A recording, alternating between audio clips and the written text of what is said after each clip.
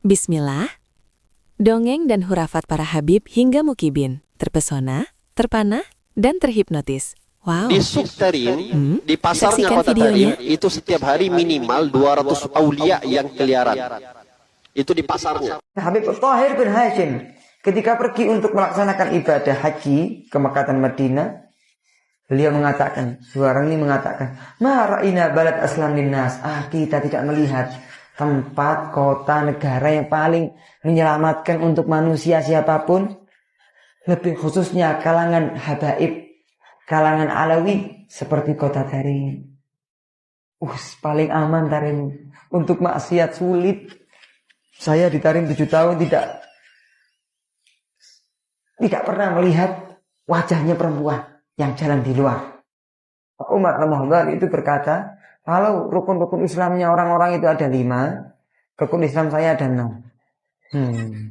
Rukun Islam saya ada 6. Apa itu yang satu, yang nomor 6? Wahai Sayyidina Umar, akhirnya satu dari menjaga kota.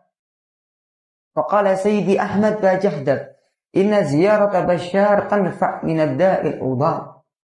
Al-Habib Ahmad bin Alwi Bajahdab, ini salah satu Habib yang ada di kota Tarim, yang satu-satunya yang di nisan kuburan beliau ada kalimat tustajabud du'a'u indahu. Diijabai doa di depan nisan di kuburan beliau. Satu-satunya nisan yang ada di kota Tarim yang ada tulisan tersebut. Abdurrahman As-Sakaf, Masya Allah. Beliau mengatakan apa? Syawari' Tarim, syekh man la lahu syekh. Syawari' Tarim, syekh liman la lahu syekh. Jalan-jalannya kota Tarim itu bisa dijadikan guru, bisa dijadikan murabbi, bisa dijadikan ustadz, syekh untuk orang-orang yang tidak punya ustadz. Cukup inti lihat jalan-jalan Tarim, sudah inti bisa sampai kepada Allah Subhanahu wa taala, bisa inti menjadi wali karena jalan-jalannya Tarim. Pulau Jawa Indonesia ini dikatakan Bintu Tarim. Ini punyanya Aulia Tarim. Indonesia natijah min nataij Tarim. Indonesia ini adalah buah dari gerakan dakwah ulama Tarim. Al-khair wal nur alladhi wasala ila Indonesia biwasitat العلماء من آل بيت النبي محمد الذين هاجروا من تريم من حضرموت إلى إنديا ثم إلى إندونيسيا. Islam yang ada di Indonesia ini adalah sumbernya daripada ulama dan ahlul bait yang dari kota Tarim Hadramaut yang hijrah dari negerinya mampir ke India kemudian datang ke Indonesia. وحببنا محمد بالخصوص لأنه تعلم في الرباط الشريف رباط العلم بتريم.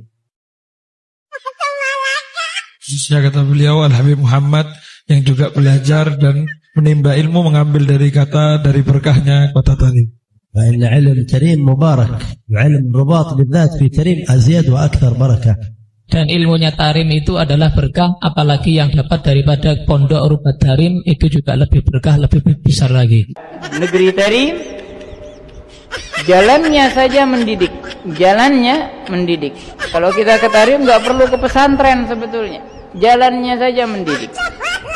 Kalau dulu Imam Ahmad Rifai ketika dia ziarah ke makam Rasulullah SAW disaksikan dengan 12.000 orang rombongan beliau, lantas di hadapan pusara Nabi Muhammad dia berkata, fi halatil bu'di ruhi kuntu ursiluha tuqabilul arda ani fahiya naibati hadaulatul ashbah qad hadarat famdud yaminaka kay tahdha biha syafati.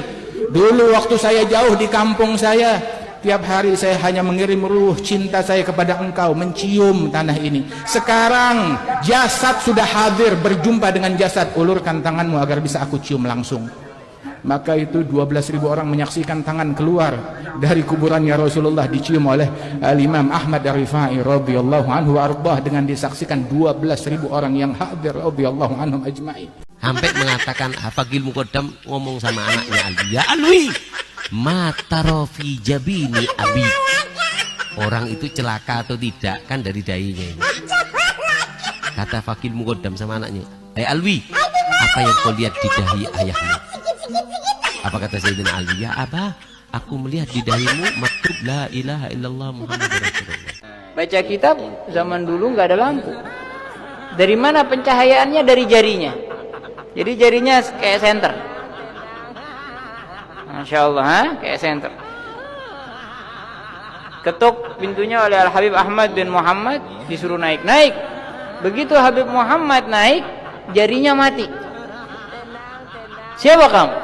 Ahmad bin Muhammad Al-Habsyi. Oh, tidak ada wanita yang melihat beliau kecuali minta dikawinin. Sampai kalau beliau datang ke Tarim misal, itu bapak-bapaknya semua mengatakan tutup pintu dan jendela, jangan ada yang bolong. Kalau ada anaknya ngelihat Habib Ahmad, minta dikawinin, maksa. Sama. Kan Sayyidina Abdurrahman bin Muhammad As-Sagaf alaihi ridwanullah, 33 tahun beliau tidak pernah merebahkan pundaknya ke bumi, ma'asyiral muslimin. Al-Imam Abu Hanifah alaihi ridwanullah selama 40 tahun tidak pernah salat subuh kecuali menggunakan wudu salat isya alaihim ridwanullah. Begitulah mereka. Kalimat Sayyidina Syekh Abu Bakar bin Salim atau kalimat awliya di zamannya ketika mulai beliau ada malaikat pencatat amal kejelekan diliburkan oleh Allah Subhanahu wa taala. Karena dikatakan bahasanya husnudzon itu adalah cairan ajaib. Husnudzon adalah cairan ajaib. Tidaklah diteteskan kepada sesuatu walaupun jelek kecuali menjadi baik. Datang nih Habib Idrus bin Salim. Begitu datang di majelis Habib Soleh itu banyak foto-foto wali. Saat itu lagi dibacakan itu qasidah. Habib Soleh Tanggul, beliau tuh langsung dia sendiri yang ngontrol ke dapur.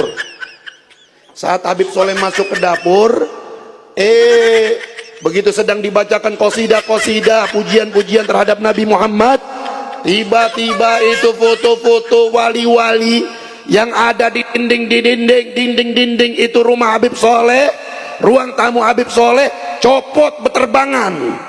Woi, copot, nggak ada yang jatuh, copot muter terbang.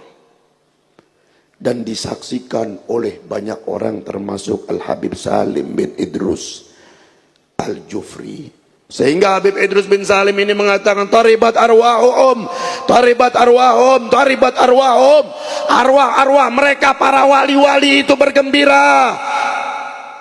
Kenapa gembira? Karena nabinya sedang dipuji, sallu ala nabi. Begitu Habib Soleh masuk lagi ke ruangan tamu, ke tempat Habib Idrus dan jamaahnya itu lagi baca sholawatan qasidah, itu foto-foto balik lagi nempel ke dinding-dindingnya masing-masing. Habib Salim bin Ahmad dan mengatakan, saya nggak berani, saya takut membuat majelis di hari Minggu, apalagi niatnya mau menyaingi majelisnya Habib Ali bin Abdurrahman Al-Habsyi Kuitang, Jakarta. Nggak mau. Kenapa Habib? Orang-orang tanya, karena saya setiap minggu saya lihat Rasulullah bolak-balik dari mimbarnya Habib Ali Kuitang masuk ke kamarnya Habib Ali Kuitang. Habib Muhammad bin Thohir Al-Haddad nih hidup di zamannya Habib Ali Al-Habsyi Saibul Maulid. Sebetulnya Habib Ali Al-Habsyi ini bilang begini, semua makom para wali saya tahu derajatnya seberapa, kecuali yang di Tegal Habib Muhammad bin Thohir Al-Haddad saya tidak tahu tuh derajatnya seberapa dari tingginya makomnya. Ditarik ekornya singa. Hanya perintah seperti itu. Ternyata Allah turunkan al-humma, wabah penyakit demam. Yang pertama kali mengalami penyakit demam itu singa.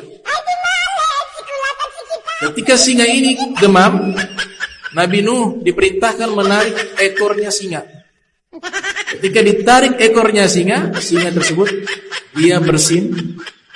Ketika dia bersin, muncullah penciptaan kucing. Balgala ba'duhum, sampai di antara mereka ngomong gini, mil'uka sigah wa indi khairun min mil'ihi dhahaba. satu cucing, satu gelas kopi, bagiku gelas yang diisi kopi ini lebih berharga daripada gelas yang diisi emas.